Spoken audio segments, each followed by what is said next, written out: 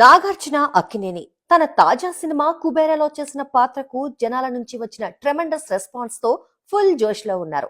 తెలుగులో ఈ movie super duper hit అయింది. బాక్స్ ఆఫీస్ వద్ద మంచి కలెక్షన్స్ రాబట్టింది.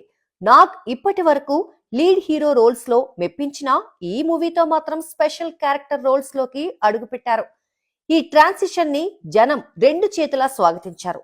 అది నాగ్ యాక్టింగ్ మ్యాజిక్.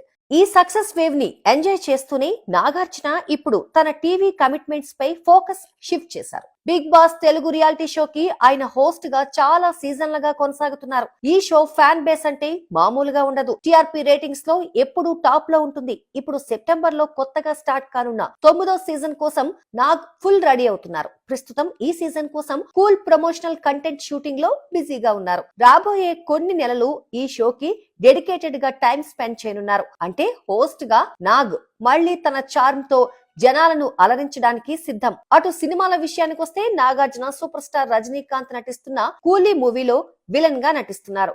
ఈ పాత్ర నాగ్ కి కొత్త టెరిటరీ అని చెప్పొచ్చు. ఈ సినిమాకి సంబంధించిన తన పోర్షన్స్ ని ఆయన ఇప్పటికే కంప్లీట్ చేశారు. ఇప్పుడు ఈ మూవీ ఆగస్టు 14, 2025న గ్రాండ్ రిలీజ్ కి రెడీ అవుతోంది. రజనీ నాగ్ కాంబో అంటే ఫ్యాన్స్ కి పండగే. సినిమా థియేటర్స్ లో ఫుల్ హంగామా ఖాయం.